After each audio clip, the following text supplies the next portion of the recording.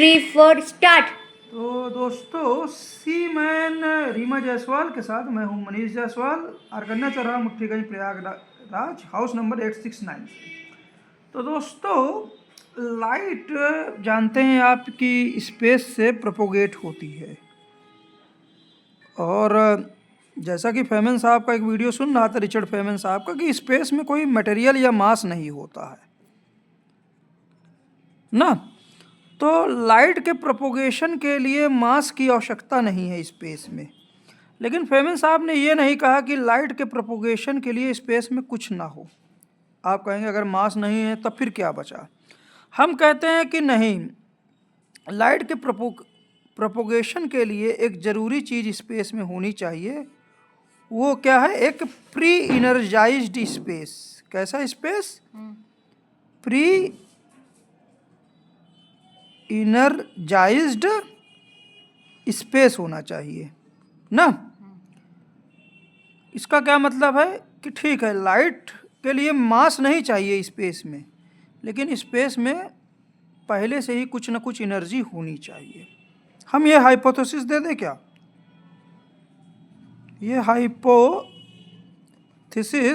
आप लोग याद रखिएगा, ये एक मतलब नॉर्मल आदमी ने दी है जिसका नाम है मनीष जायसवाल, MJ। ठीक है ना। आइंस्टीन साहब ने कहा कि भाई लाइट की स्पीड वैक्यूम में स्पेस में c होती है। क्या होती है? c, constant. हमने हाइपोथेसिस दी कि जिस स्पेस की बात आइंस्टीन साहब बोल रहे हैं, जिससे लाइट पास होती है, उसमें मटेरियल तो नहीं है, लेकिन उसमें एक प्री इनर्जाइज्ड स्पेस है। उस स्पेस में कुछ ना कुछ एनर्जी है, जो वास्तव में क्वांटम फिजिक्स भी कहती है कि एम्प्टी स्पेस जो है, एम्प्टी नहीं, उसमें कुछ ना कुछ एनर्जी है। तो जाहिर सी बात, अगर इस स्पेस से लाइट पास होगी तो ये स्पेस जो बाकी के बाहर के स्पेस से कुछ डिफरेंट होगा। तो इस स्पेस को हम जरा, कैमरामैन आप दिखाइएगा, हम यहाँ बना दें। ये बाकी पूरा स्पेस खाली है, कुछ नहीं है, लेकिन प्री इनर्जाइज्ड स्पेस जो होगा, जिससे लाइट प्रोपोगेट होगी, लाइट जिससे पास होने वाली है, उस स्पेस में कुछ ना कुछ प्री एनर्जी है, पहले से एनर्जी है। तो जाहिर सी बात है उस स्पेस की एक अपनी बाउंड्री होगी, और आउटर स्पेस जिसमें कुछ नहीं है, पूरी तरह से खाली है ना, उससे कुछ ये अंदर का स्पेस, प्री एनर्जाइज्ड स्पेस, जिसको हम PE बोल रहे हैं, ये स्पेस बाहर की स्पेस से अलग होगा। तो कुछ ना कुछ बाउंड्री तो होगी। तो जैसा कि हमारे प्रोफेसर संजीव कुमार गुप्ता साहब बताते हैं कि सिंपल मॉडल बनाइए, लेकिन सिंपल से फिर वो फिजिक्स को और क्लोजली कवर करे। पहले तो सिंपल से बनाया कि चलिए एक बाउंड्री बना दी इस प्री इनर्जाइज्ड स्पेस की, जो बाहर के स्पेस से जिसमें कोई एनर्जी नहीं है।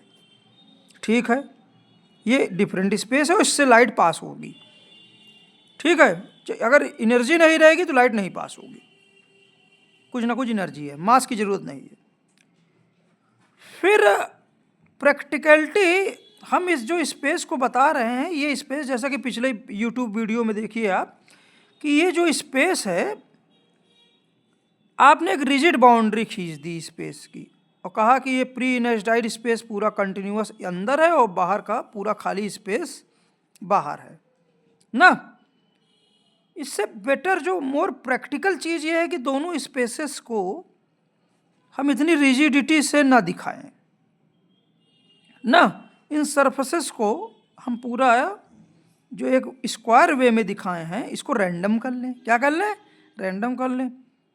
और रैंडम ही ना करें, साथ में ऐसा करें कि इन दोनों स्पेसेस में अंतर भी खत्म हो जाए। क्या हो जाए?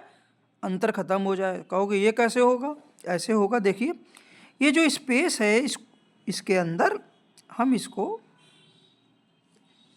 एक अपना सरफेस है, तो इसको छोटे छोटे सरफेसेस में इस स्पेस को तोड़ देते हैं।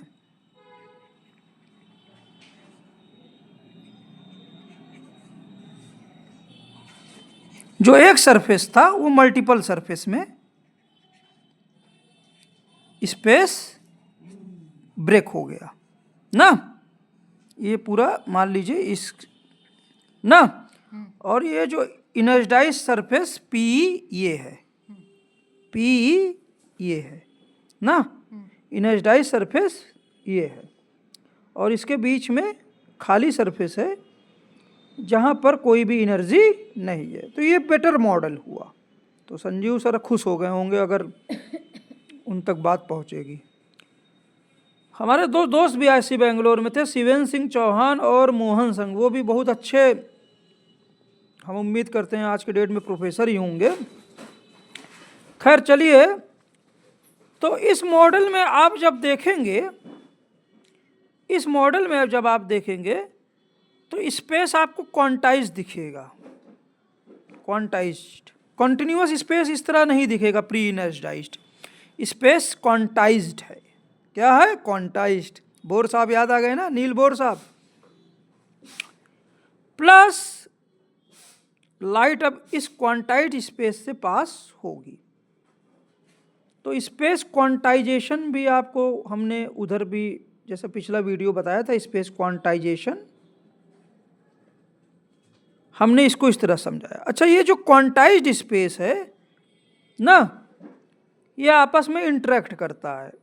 ये सरफेस इससे कांटेक्ट हो जाएगा, कभी सरफेस टच होने लगेंगे पार्ट। ये जो क्वांटाइज्ड स्पेस है अपनी जगह पे हैं, ठीक है ना, बस इनके सरफेस मूव कर सकते हैं। कभी ये टच इधर हो जाएगा, कभी ये टच इधर हो जाएगा ना। तो एक तरह से ये रैंडम टचेस जो हैं, टच कभी इधर कभी इधर, कभी और भी उधर पार्टिकल होंगे, कभी उधर, कभी ये टच तिरछे तरीके भी हो सकते हैं ना। तो एक्चुअली में कोई इन टचेस का पैटर्न नहीं है, ये समय के साथ रैंडम वे में ये टचेस होते रहते हैं इन पार्टिकल्स। ये इनर्जाइज्ड स्पेस, और इसी इनर्जाइज्ड स्पेस के पार्टिकल को हम, इनर्जाइज्ड स्पेस के पार्टिकल्स को हम एक्चुअली में क्या हमने बोला था? ग्रेविटॉन। क्या बोला था? ग्रेविटॉन। ग्रेविटॉन बोलने के पीछे ये है कि ग्रेविटॉन की अभी खोज हुई नहीं है, देखिए भाई, लेकिन हमको पता है कि ग्रेविटी जो है हर जगह है। ग्रेविटी मटेरियल के अंदर भी है, मटेरियल के बाहर भी है, हर जगह ग्रेविटी है ना। गुरुत्वाकर्षण। हाँ, गुरुत्वाकर्षण। कैमरामैन रीमा बोले गुरुत्वाकर्षण, ये ब्रह्मगुप्त साहब जो बोले थे गुरुत्वाकर्षण, ठीक है ना। अच्छा। तो ये जो ये ग्रेविटॉन के पार्टिकल्स हैं, जो कुछ और नहीं है, इनर्जाइज्ड क्वांटाइज्ड स्पेस है, ठीक है ना। इनको हम जी से रिप्रेजेंट किए। अभी ये रैंडम टचेस बनते रहते हैं, तो ये प्री इनर्जाइज्ड स्पेस जो होता है, इसमें एक एनर्जी है, लेकिन ये रैंडम टचेस होते हैं, तो इसलिए एनर्जी भी एक तरह से रैंडम वे में है, कोई पैटर्न नहीं है, फ्लो नहीं है, ठीक है ना। लेकिन जब लाइट आती है तो क्या करता है कि इस प्री इनर्जाइज्ड स्पेस में ये जो कॉन्टैक्ट्स होते हैं ग्रेविटॉन पार्टिकल्स के मध्य, वो एक डायरेक्शन में ये कांटेक्ट बनने लगते हैं। क्या लगने देवा? एक डायरेक्शन में कांटेक्ट बनने बकते थे। अब हम पिछले एपिसोड में डिटेल में नहीं जाएंगे, और यही क्या बोलते हैं, एनर्जी के डायरेक्शनल फ्लो को रिप्रेजेंट, लाइट के डायरेक्शनल फ्लो को रिप्रेजेंट करता है, ठीक है ना। अब लाइट्स पाने से ये जो सरफेस एक डायरेक्शन में जो आपस में जुड़ रहे हैं, वन डायरेक्शन में, ग्रेविटॉन पार्टिकल्स, जिनको हम अगर ग्रेविटॉन पार्टिकल्स को जीपी कहें, तो ये एक डायरेक्शन में जो जुड़ गए तो ये ग्रेविटॉन थ्रेड हो जाएगा। क्या हो जाएगा? ग्रेविटॉन थ्रेड बना लेंगे, ठीक है, पार्टिकल्स लाइट के गुजरने के कारण, ठीक। अब उसके बाद होता क्या है कि ये पार्टिकल सरफेस चूंकि मोबाइल है, तो जब इस दौरान ये भले ही ग्रेविटॉन थ्रेड बना लिए, वन डायरेक्शन में टचेस हो गए, लेकिन ये जो सरफेसेस हैं, एक सरफेस जो है, कोई भी एक सरफेस ले लीजिए, कोई भी एक ग्रेविटॉन का पार्टिकल अगर ले लीजिए ना, अपनी जगह पे है, लेकिन ये एक पार्टिकल अब ये थ्रेड बना लिया है। क्या बना लिया है? थ्रेड बना लिया है, ठीक है ना। लाइट पास हो रही है, सरफेस कांटेक्ट एक डायरेक्शन में जा रहे हैं, ठीक है। लेकिन ये जो सरफेसेस एनर्जी के हैं, इनमें टेंडेंसी है, सरफेसेस में एक टेंडेंसी है, इसी डायरेक्शन में टच जा रहा है वो तो जा ही रहा है, लेकिन ये सरफेसेस क्या बोलते हैं मूव भी कर रहे हैं ऊपर और नीचे, एक डायरेक्शन में हो गया टच, ठीक है। लेकिन ऊपर अगर मूव कर रहा है तो एक तरह से ये ऊपर की तरफ इलेक्ट्रिक फील्ड का काम करता है, उसको देता है, ठीक है, कॉपी के प्लेन में, ठीक। और इसी तरह से अगर प्लेन के अंदर ये सरफेस मूव कर रहा है तो ये मैग्नेटिक फील्ड का काम करता है। किसका काम करता है? मैग्नेटिक फील्ड का, ठीक है। इसी तरह सरफेस ऊपर भी आ सकता है, नीचे भी आ सकता है। यही नहीं, ये जो सरफेस है ग्रेविटॉन का, ये वास्तव में इस तरह डिफॉर्म हो सकता है कि ये सरफेस अब पूरा रैंडम ना होके एक के क्या बोलते हैं, इसी थ्रेड में जब लाइट पास हो रही है तो आधा सरफेस बेस लाइन से ऊपर उठता है, ठीक है, फील्ड, और पीछे भी जाता है। आधा सरफेस बेस लाइन से ऊपर आता है और थोड़ा सा इधर की ओर ट्विस्ट होता है ना। तो इसके कारण ये सरफेस अब दो कैरेक्टरिस्टिक्स है। जो ऊपर बेस लाइन से ये ऊपर की ओर जा रहा है और प्लेन के अंदर जा रहा है, ये जो कैरेक्टरिस्टिक्स है, ये एक्चुअली में ये जो प्रॉपर्टी है ये पॉजिटिव चार्ज के इक्विवेलेंट है। और यही चीज़ जो सरफेस ऊपर आ रहा है और थोड़ा सा पीछे हट रहा है, ट्विस्ट हो रहा है ये सरफेस, ये नेगेटिव चार्ज देता है। क्या देता है? Negative charge. तो इस तरह से इस एनर्जी सरफेस ने सारी डायरेक्शंस को कवर कर लिया। ऊपर नीचे सरफेस मूव करेगा बेस लाइन से इलेक्ट्रिक फील्ड, और कॉपी के प्लेन के ऊपर नीचे अगर सरफेसेस का वाइब्रेशंस देखेंगे मैग्नेटिक फील्ड। और इसी तरह से ये जो सरफेस दो पार्टों में एक्चुअली में डिफरेंटली बिहेव कर रहा है एक दूसरे से, ये एक्चुअली में किसको रिप्रेजेंट करता है? इस प्रॉपर्टी को चार्ज। क्या करता है? चार्ज, ठीक। और प्लस यही वाइब्रेशन जब लाइट आता है तो यही वाइब्रेशंस आगे यहाँ पे भी इसी तरह ये सरफेस और ये सरफेस आगे इसी तरह प्रोपोगेट, तो ये डिस्टर्बेंस आगे लाइट के रूप में चलता है, ठीक है ना। तो बेसिकली जब लाइट जाएगी तो इसलिए हर एक पॉइंट पे इलेक्ट्रिक मैग्नेटिक फील्ड क्या बोलते हैं परपेंडिकुलर डायरेक्शंस में बदलती है, परपेंडिकुलर डायरेक्शन में लाइट की स्पीड में बदलती है। इसमें कोई दिक्कत नहीं होनी चाहिए। और जो ग्रेविटॉन के सरफेस एक्चुअली में अब लाइट के आने से आधा सरफेस अपनी अलग आइडेंटिटी, आधा सरफेस अलग आइडेंटिटी, ये थोड़ा सा आगे जाके पीछे हो रहा है पार्टिकल। इसको अच्छे से समझा दें। अगर एक पार्टिकल को उठा के हम इस ग्रेविटॉन थ्रेड के एक पार्टिकल को उठा के यहाँ बनाएं तो ये ग्रेविटॉन पार्टिकल जो अभी एक पार्टिकल दिख रहा था एक्चुअली में ये थोड़ा सा ट्विस्ट हो गया अपने फ्लक्चुएशन के तरह में, थोड़ा आगे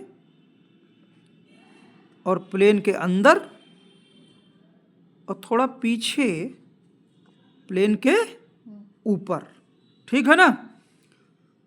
ये ट्विस्टिंग, ये सरफेस अब दो पार्ट में अपनी आइडेंटिटी बनाए रहते हैं। तो इसको कहेंगे प्लस चार्ज, इसको कहेंगे माइनस चार्ज, ठीक है। अभी जो ग्रेविटॉन का पार्टिकल था अभी वहाँ तक लाइट नहीं पहुँची है, ये डिस्टर्बेंस यहाँ नहीं पहुँचा है, ये सरफेस टच से ही होगा। सरफेस टच ऐसे भी हो रहा है ना, समझ रहे हो। तो आपको क्या लगेगा कि ये चार्ज यहाँ ट्रेवल कर गया, कहाँ? यहाँ ट्रेवल कर गया। जब ये डिस्टर्बेंस यहाँ पहुँचेगा एक ग्रेविटॉन से दूसरे ग्रेविटॉन में तो आपको लगेगा ये चार्ज यहाँ पहुँच गया, पॉजिटिव चार्ज, ठीक। और जस्ट इसके पीछे लगेगा कि ये नेगेटिव चार्ज जस्ट इसके पीछे इसको फॉलो कर रहा है। तो अगर हम इन दोनों सरफेस को ऊपर नीचे जो थोड़ा दाएं बाएं दिखा रहे हैं, इसको हम सिंप्लिसिटी के लिए कागज पर हम दो सरफेस बना लेते हैं, पॉजिटिव और नेगेटिव, ठीक है ना। ये ग्रेविटॉन इस तरह से, और ये डिस्टर्बेंस जब यहाँ दिखेगा ग्रेविटॉन थ्रेड से होता हुआ, तो हमें आभास क्या होगा कि पॉजिटिव चार्ज आगे चल रहा है, नेगेटिव चार्ज पीछे चल रहा है, और ये पॉजिटिव नेगेटिव टच में है। चूँकि ये सी की स्पीड से डिस्टर्बेंस भाग रहा है, तो ये चार्ज भी सी की स्पीड से भाग रहा है, और ये पीछे वाला भी सी की स्पीड से भाग रहा है। चूँकि मास है नहीं, ग्रेविटॉन्स में बिल्कुल भी मास नहीं है, केवल सरफेस एनर्जी सरफेसेस हैं, इसलिए परफेक्टली इक्विवेलेंट मॉडल जो होगा फोटॉन के फ्लो का, लाइट के फ्लो का, ये वेव मॉडल है जहाँ ग्रेविटॉन के पार्टिकल ऑसिलेट कर रहे हैं। फोटॉन मॉडल में, पार्टिकल मॉडल में, आइंस्टीन साहब के पार्टिकल मॉडल में ये क्या बोलते हैं, एक्चुअली में एक फोटॉन लाइट की स्पीड से पॉजिटिव, इसके पीछे नेगेटिव, पॉजिटिव, नेगेटिव, इस तरह से। ठीक है, अब आप ग्रेविटॉन्स को भूल जाइए, ये लाइट जा रही है, ये चार्ज जा रहा है, मतलब पार्टिकल्स जा रहे हैं। ठीक है, photon P1 group of photons, लेकिन एक्चुअली में ये सब थ्रेड में हो रहा है। किस में हो रहा है? ग्रेविटॉन थ्रेड में डिस्टर्बेंसेस आगे बढ़ रहे हैं, लेकिन ये और कुछ नहीं है, एनर्जी पैकेट्स हैं, और जिसमें ग्रेविटॉन्स का एक अपना एक ओरिएंटेशन है। ठीक है, अब एक पार्टिकल P1 इधर, एक पार्टिकल P2 अगर इधर से आएगा और पॉजिटिव सिरे दोनों के कोलाइड करें किसी रीजन में, जैसा पिछले एपिसोड में बताया ना, तो एनर्जी लोकलाइज होने लगेगी। तो होगा क्या कि सारे पॉजिटिव एक ही रीजन में जब भागने लगेंगे, इस तरह से ग्रेविटॉन्स के जो थ्रेड है इस तरह से अपने आप को रीअरेंज करेगी कि पॉजिटिव नेगेटिव ऊपर नीचे था, फिर पॉजिटिव नेगेटिव ऊपर नीचे था, तो यहाँ पे भी पॉजिटिव नेगेटिव ऊपर नीचे था, लेकिन ये पूरा का पूरा सरफेस इस तरह बढ़ जाएगा कि सारे पॉजिटिव एक रीजन में आने लगेंगे और सारे नेगेटिव एक तरफ आ जाएंगे। तो जब सारे पॉजिटिव एक रीजन में, ग्रेविटॉन सरफेसेस एक रीजन में, ग्रेविटॉन थ्रेड जो है, अब ये थ्रेड जो है ग्रेविटॉन्स की ना, इनके जो सरफेसेस हैं सारे पॉजिटिव ओरिएंटेशंस एक जगह पे आ गए और नेगेटिव ओरिएंटेशंस एक तरफ आ गए। क्या आ गए? एक तरफ। ठीक है ना? अच्छा, इन सब के जो नेगेटिव ओरिएंटेशंस हैं अंदर ग्रेविटॉन के सरफेस हैं, ग्रेविटॉन के सरफेस अंदर एनर्जी के सरफेस हैं, लेकिन हम चार्ज में अब केवल काम कर रहे हैं। ठीक है ना? तो अब क्या है, ग्रेविटॉन सब एक ही ओरिएंटेशन में आ गए हैं, नेगेटिव नेगेटिव और पॉजिटिव वाले, ये आपस में ग्रेविटॉन सरफेसेस इस तरह से चेंज होते हैं कि सारा पॉजिटिव ओरिएंटेशन बीच में आ गया है और नेगेटिव ओरिएंटेशन इधर। ठीक है ना? तो एक्चुअली में जब इस तरह की चीज़ें हो जाएंगी तो ये न्यूक्लियस की फील्ड पॉजिटिव फील्ड बनेगी और ये एक्चुअली में इलेक्ट्रॉन फील्ड बनेगी। क्या बनेगी? Electron filled. और जिस प्रकार ग्रेविटॉन का पार्टिकल्स ये सरफेस जब लाइट मूव कर रही थी ऊपर नीचे इलेक्ट्रिक फील्ड दे रहे थे, तो यही जो नेगेटिव पार्टिकल्स ऊपर नीचे प्लेन के मूव करेंगे, अभी भी मूव करेंगे, वाइब्रेट करेंगे ना, तो इलेक्ट्रिक फील्ड देंगे। क्या देंगे? Electric field. और प्लेन के ऊपर नीचे जो मूव करेंगे वो मैग्नेटिक फील्ड देंगे। क्या देंगे? Magnetic field. लेकिन अब एक रीजन में है, ये क्या है? रीजन में। और जब ये इलेक्ट्रॉन की फील्ड इस तरह से वाइब्रेट करेंगे कि दोनों सरफेस आपस में इस तरह से लाइट के डायरेक्शन में, इस प्लेन कॉपी में लाइट के डायरेक्शन में ना, तो ये एक्चुअली में जब दोनों सरफेसेस ओवरलैप करने लगेंगे तो मास को जन्म देंगे और इसी को कहेंगे हम इलेक्ट्रॉन फील्ड में, इस वाइब्रेशन को कहेंगे हम हिग्स फील्ड। क्या कहेंगे? Higgs field. तो सारी फील्ड्स कैसे इंटर रिलेटेड हैं, कैसे इंटरेक्ट होती हैं, electromagnetic field, electron filled, proton, nucleus की फील्ड, प्रोटॉन फील्ड और हिग्स फील्ड, सब हमने आपको समझा दिया। इक्वेशन डेरिवेशन में आज नहीं जा रहे हैं, हम स्पेस टाइम को समझाना चाह रहे थे। तो अब से वीडियो अब इम्पोर्टेंट हो जाएगा। तो अभी जो ग्रेविटॉन के पार्टिकल शुरू में हमने बताया ना कि रैंडम थे? क्या थे? रैंडम। रैंडम सरफेसेस में टच में आपस में होते थे, नहीं होते थे, ठीक है ना। लेकिन जब ये एक रीजन में आ गए,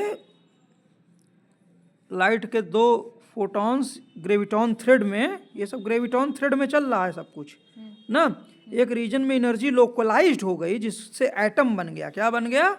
एटम बन गया, और जिससे मास भी बनने लगा ना। जो ग्रेविटॉन के ओवरलैप यहाँ हुआ, यहाँ पॉजिटिव मासलेस पार्टिकल ओवरलैप हो गए होंगे, ठीक है ना। तो कुछ मास यहाँ भी बन गया। तो मास हो जाने के कारण, मास और फील्ड एक साथ हो जाने के कारण, ये एनर्जी अब एटम के रूप में क्वांटाइज्ड हो गई। क्या हो गई? एटम क्वांटाइजेशन एनर्जी का हो गया, ठीक है ना। चूंकि अब ये लोकलाइज्ड हो गए, तो इसलिए जो ग्रेविटॉन्स रैंडम थे या लाइट के समय ही ओरिएंटेशन में आते थे, थ्रेड बनाते थे, एक तरफ थ्रेड बनाते थे लाइट के प्रोपोगेट, जब लाइट पास हो जाएगी तो फिर से रैंडम में आ जाएंगे। क्या आ जाएंगे? फिर से रैंडम स्टेज में आ जाएंगे, कभी इधर बनाएंगे, कभी उधर बनाएंगे, कभी उधर बनाएंगे। लाइट आ गई तो फिर से एक डायरेक्शन में हो गए ना। लेकिन जब एक बार एटम के रूप में क्वांटाइजेशन हो जाएगा ग्रेविटॉन थ्रेड का, तो ये जो लाइट जाने के बाद, लाइट के पास होने के बाद रैंडम स्टेट आ जाती थी, अब ये रैंडम स्टेट कभी आएगी नहीं। रैंडम स्टेट कभी आएगी नहीं। समझ रहे हो कैमरामैन? तो इसलिए जहाँ कहीं भी मास होगा, चूंकि एटम बन गया तो एक तरह से मास भी आ गया, एनर्जी लोकलाइज्ड हो गई, तो जहाँ कहीं भी मास होगा, मतलब मास मतलब एटम्स, क्या होंगे? एटम्स। तो उस पूरे रीजन में कहीं ना कहीं एनर्जी या पार्टिकल्स जो हैं थ्रेड ओरिएंट हो गई है, थ्रेड सेंटर की तरफ ओरिएंट हो गई है। ये बात समझ में आई?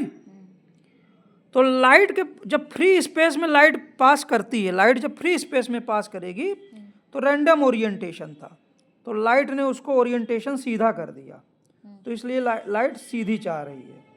लेकिन जब कभी भी हैवी मास के पास करेगी, फॉर एग्जांपल अर्थ, तो लाइट तो बेचारा फ्री स्पेस से मान लीजिए यहाँ से चला, ठीक है, लाइट फ्री स्पेस से इधर जा रहा है, ठीक है। तो रैंडम ग्रेविटॉन के पार्टिकल्स हैं इस तरह से, इनको ओरिएंट करता सीधा जा रहा है, ठीक है। लेकिन जैसे ही मास के रीजन में पहुंचता है, चूंकि मास ग्रेविटॉन थ्रेड के ओरिएंटेशन से ही एक्चुअली में बना है, तो आपको पता लगता है कि लाइट जैसे ही इस ग्रेविटॉन के पास पहुंचेगा ना, तो इसको, ये रैंडम टच में था तो इसको ओरिएंटेट करेगा, तो लाइट अभी भी सीधी गई, ठीक है ना। अगला वाला भी सीधा बना लिया। अब यहाँ पे जब पहुँचेगा तो यहाँ रैंडम में नहीं है, ये ऑलरेडी इस थ्रेड का पास है, इस थ्रेड का पार्ट है, समझ रहे हैं ना। तो अब लाइट जो सीधी जानी चाहिए थी, अब ये पार्टिकल कह रहा है नहीं, ऐसे इधर की ओर एनर्जी फ्लो कराओ, और लाइट की टेंडेंसी सीधी फ्लो कराने की है। तो अल्टीमेटली जब फील्ड में आता है, एक्चुअली में जब ग्रेविटॉन्स के ओरिएंटेशन और कुछ नहीं है, ग्रेविटी के फील्ड में आता है ये ना, मास के करीब, तो लाइट, ये जो पार्टिकल जो पहले रैंडम था, अब चूंकि एटम बना रहे हैं थ्रेड, ये थ्रेड आपस में मिलकर इस रीजन में मास बना रहे हैं, लोकलाइज्ड एनर्जी, तो ये पार्टिकल अब पहले से ही अलाइन इस डायरेक्शन में है।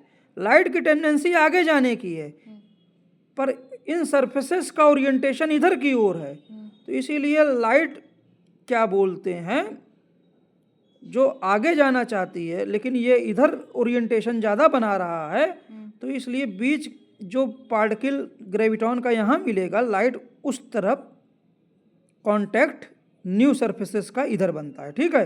तो इसीलिए लाइट बेंड होने लगती है, मास के करीब लाइट बेंड होने लगती है। अब इतने डिटेल पे नहीं जाएंगे हम। तो ये बेंडिंग ऑफ लाइट है, ये क्या है? लाइट का बेंड होना।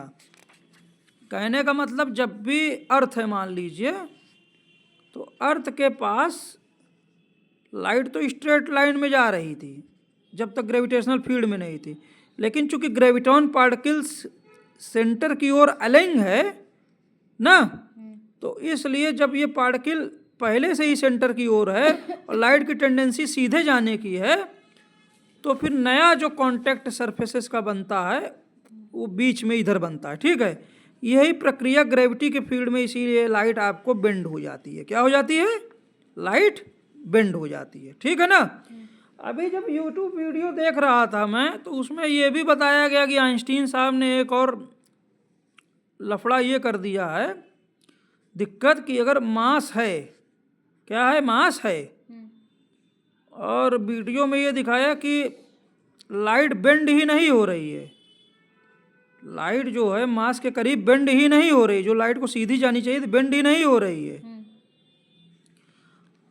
ये सिंगल फोटॉन, हम सिंगल फोटॉन लाइट दिखा रहे हैं। अगर लाइट का एक बीम ले लें ना,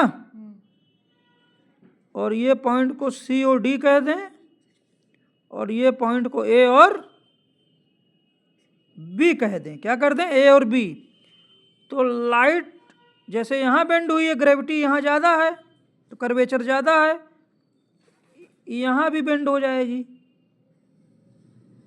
तो अपने वाले मॉडल से हम ये चीज़ तो समझा दिए कि ओरिएंटेशन तो सेंटर की तरफ ही है ना, पार्टिकल्स का, ग्रेविटॉन का, मास की तरफ ही है। तो यहाँ भी ओरिएंट हो गए, यहाँ भी ओरिएंट हो गए, ये लाइट की जो बीम जा रही है ना।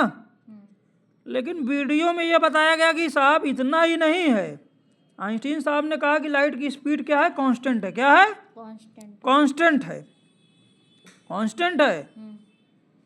और यहाँ पे इस CD के पाथ में डिस्टेंस कम है, AB के पाथ में डिस्टेंस ज़्यादा है। लेकिन होता क्या है कि जो लाइट यहाँ से चलती है, जो लाइट यहाँ से चलती है, वो पूरा का पूरा बैच ना, लाइट यहाँ दोनों ही पॉइंटों पे एक साथ पहुँचती है।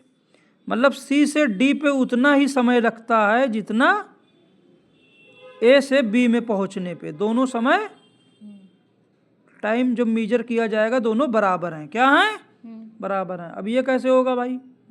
डिस्टेंस यहाँ क्या है? नीचे वाले कर्व में कम है, और लाइट की स्पीड को आइंस्टीन साहब ने फिक्स कर दिया। क्या कर दिया? फिक्स। डिस्टेंस यहाँ कम है और यहाँ डिस्टेंस ज़्यादा है, लाइट की स्पीड वही है, तो ऊपर वाले में समय ज़्यादा लगना चाहिए, नीचे वाले में समय कम लगना चाहिए। लेकिन रियलिटी में जो लाइट यहाँ C से चलती है और D तक पहुँचती है जितने समय में, उतने ही समय में D से A से चलती है और B में पहुँच जाती है। ठीक है ना। तो आइंस्टीन साहब ने ये भी यार वो कर दिया, झाम फैला दिया। तो इसको कैसे समझाएं अपने मॉडल से? तो इसमें हम अपने मॉडल में हम क्या कह रहे हैं कि लाइट जो है, लाइट, अब हम कहेंगे कि लाइट वास्तव में स्ट्रेट लाइन में नहीं चलती है, ट्रैवल करती है इधर से उधर, स्ट्रेट लाइन में नहीं जाती है, टेढ़ी से। ये बेंड है, लाइट बेंड कर रही है।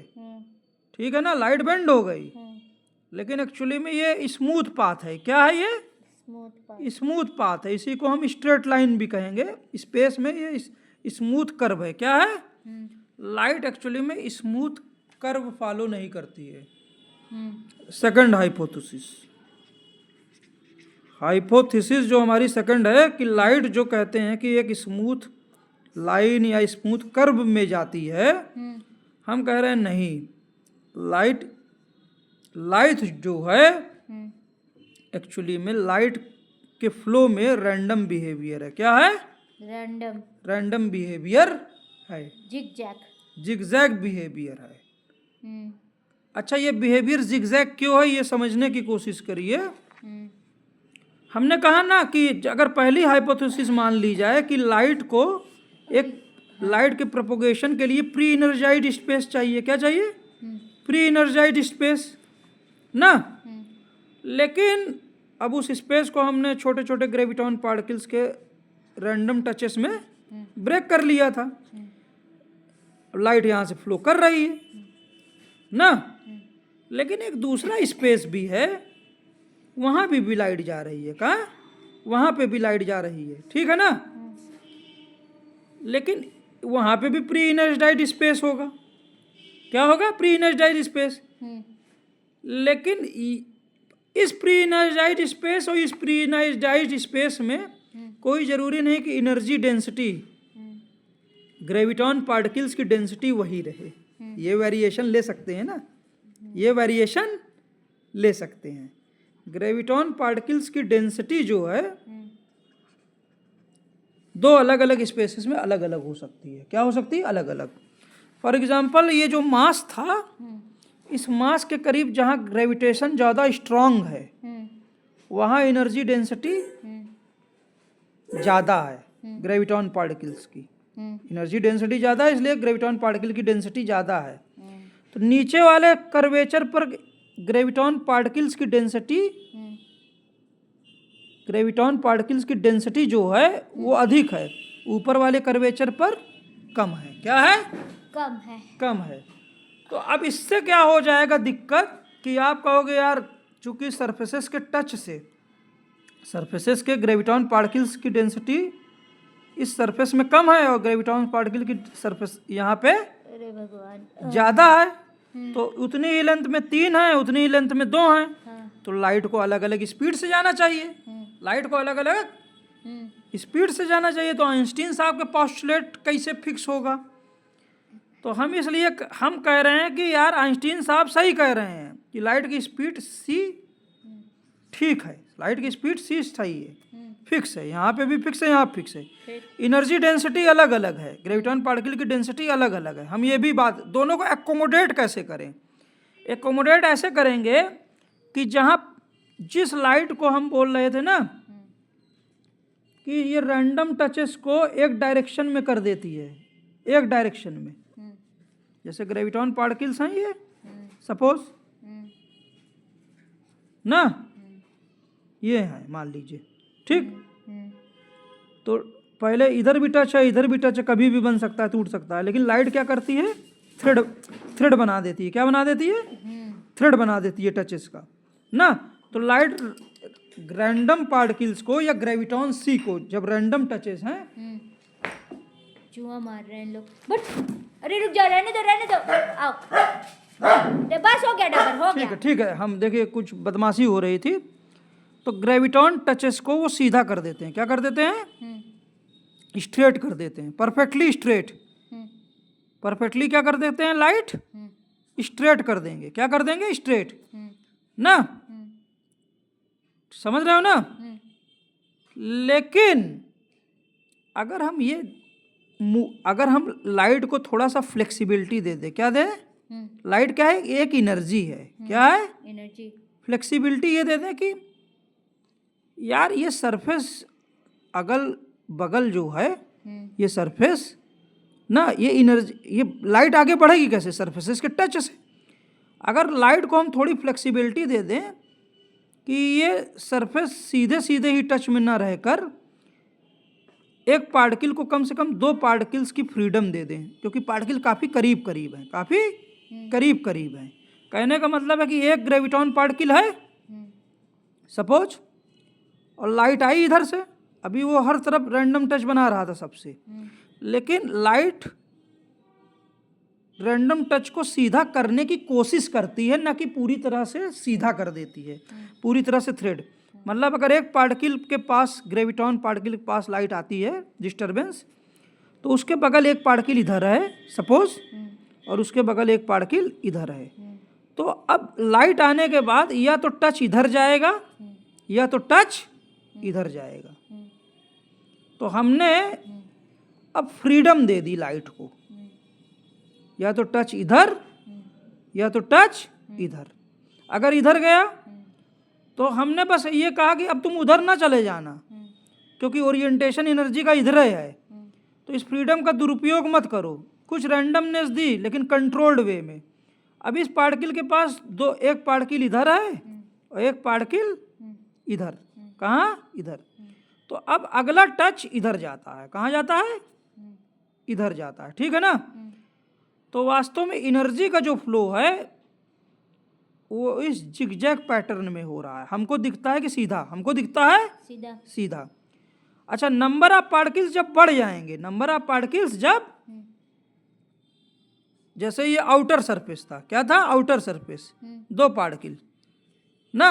अब यहाँ नंबर ऑफ पार्टिकल्स बढ़ गए, नंबर ऑफ पार्टिकल्स सपोज बढ़ गए इतने ही वॉल्यूम में, तो मतलब एक ग्रेविटॉन पार्टिकल यहाँ था, इसको टच मिला, अब इतने ही स्पेस में पर यूनिट वॉल्यूम एक यहाँ मॉलिक्यूल, एक यहाँ मॉलिक्यूल, ठीक। उसके बाद एक यहाँ मॉलिक्यूल, एक यहाँ मॉलिक्यूल, उसके बाद एक यहाँ मॉलिक्यूल, एक यहाँ मॉलिक्यूल, ठीक है ना। अब दोनों का वॉल्यूम वही है, यहाँ का वॉल्यूम और टोटल यहाँ का वॉल्यूम यही है, लेकिन ये लोअर टच है, ये क्या है, लोअर कर्वेचर, ये क्या है, ज़्यादा कर्वेचर, ठीक है, ज़्यादा ग्रेविटी के पास है, ग्रेविटेशनल फील्ड ज़्यादा पास है, क्योंकि ज़्यादा ओरिएंटेशन है, ज़्यादा अलाइनमेंट है ग्रेविटॉन्स का सेंटर की तरफ, ठीक है ना। तो होगा क्या कि जब लाइट यहाँ आएगी ना, तो एक तो पहले एक टच मान लीजिए उधर गई, ठीक, समझ रहे हो, और फिर ये वापस इधर आई, एक ट्रायंगल पूरा हो गया, फिर उसके बाद क्या बोलते हैं, मान लीजिए फिर वो उधर गई, समझ रहे हैं ना। उसके बाद ये एक पार्टिकल और बना लीजिए, इधर आ गया, ठीक है ना। तो अब यहाँ पर क्या हुआ, उतने ही वॉल्यूम में जहाँ एक ट्रायंगल का पाथ लाइट ट्रेवल कर रही थी, ये अपर कर्व है जहाँ कर्वेचर कम है, और लोअर कर्व मतलब ये अपर कर्व जहाँ कर्वेचर कम है, पार्टिकल की डेंसिटी कम है, और ये जहाँ कर्वेचर ज़्यादा है वहाँ पार्टिकल की डेंसिटी अधिक हो गई उतने ही वॉल्यूम में। तो अब zigzag movement, path length, smoothness जो है यहाँ कम है, यहाँ स्मूथनेस ज़्यादा है, यहाँ जिगजैगनेस यहाँ बढ़ गई, समझ रहे हो ना। तो लाइट यहाँ पर जहाँ लेंथ ज़्यादा है वहाँ ग्रेविटॉन पार्टिकल्स की संख्या कम होने के कारण जो लाइट में इनहेरेंट, चूंकि सरफेसेस के टच से ही उनको आगे बढ़ना है, लाइट को, लाइट एनर्जी है, तो जो जिगजैगनेस है वो कम है, और जहाँ कर्वेचर ज़्यादा है, पार्टिकल्स ज़्यादा हैं, तो वहाँ सरफेसेस के टच जिग्नेशनेस ज़्यादा है, डिग्नेशनेस ज़्यादा है, कर्व स्मूथ कम है, यहाँ कर्व स्मूथ है। लेकिन जब टोटल पाथ लेंथ देखेंगे, चाहे यहाँ की देखें चाहे नीचे की देखें, तो टोटल डिस्टेंस ट्रेवल वही है, टोटल डिस्टेंस ट्रेवल वही है, और लाइट की स्पीड सी वही है, क्योंकि टचेस जिस हिसाब से होंगे, सरफेसेस के बीच जो टचेस की स्पीड है, एक सरफेस ग्रेविटॉन का दूसरे से जो टच करेगा, ये कांटेक्ट का जो टाइम पीरियड है वो एक है, वो टाइम पीरियड एक है, बस नंबर ऑफ टचेस यहाँ ऊपर कम है, यहाँ टचेस ज़्यादा हैं, टचेस ज़्यादा हैं, इसलिए रियल पाथ लेंथ यहाँ कर्वेचर अधिक है, डिस्टेंस कम है, लेकिन रियल पाथ चूँकि टचेस ज़्यादा हैं तो रियल पाथ लेंथ ठीक बराबर हो जाती है यहाँ पर, ठीक है ना, समझ रहे हो। तो इस तरह से लाइट की स्पीड टच पे डिपेंड करती है कि एक ग्रेविटॉन पार्टिकल दूसरे ग्रेविटॉन पार्टिकल के टच में कितना समय ले रहा है, वो ना आ गए भैया, आ गए, ठीक है ना।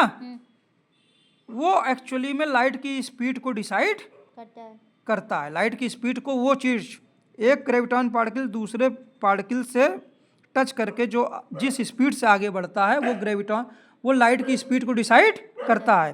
तो लॉन्गर पाथ पे ग्रेविटॉन्स की संख्या कम है, इसलिए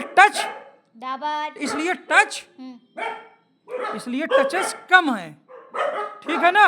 और यहाँ टचेस बढ़ जाते हैं तो रियल पाथ लेंथ बढ़ जाती है, रियल पार्ट, तो लाइट की स्पीड लेकिन उतनी ही है, ठीक है। अच्छा, हम बस इतना बताना चाहते हैं कि लोअर कर्वेचर पे ग्रेविटॉन की पार्टिकल की संख्या क्यों बढ़ जा रही है, इसलिए बढ़ जा रही है लोअर कर्वेचर पर, क्योंकि यहाँ देखिए नेगेटिव चार्जेस जो ओवरलैप करते हैं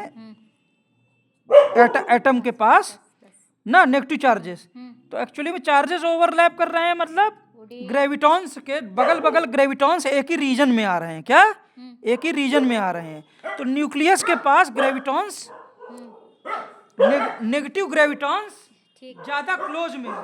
ठीक। तो इसी तरह मास के संदर्भ में ग्रेविटॉन डेंसिटी लोअर कर्वेचर पे ज्यादा है, आउटर कर्वेचर पे कम है।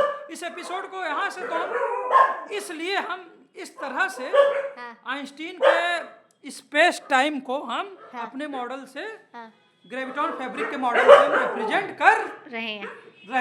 ठीक है। जय हिंद, जय भारत, जय विश्व। और जो लोग भी कमेंट करते हैं उनका बहुत बहुत आभार। जब भी देर सवेर देखता हूँ मैं रिप्लाई करता हूँ। Thank you sir.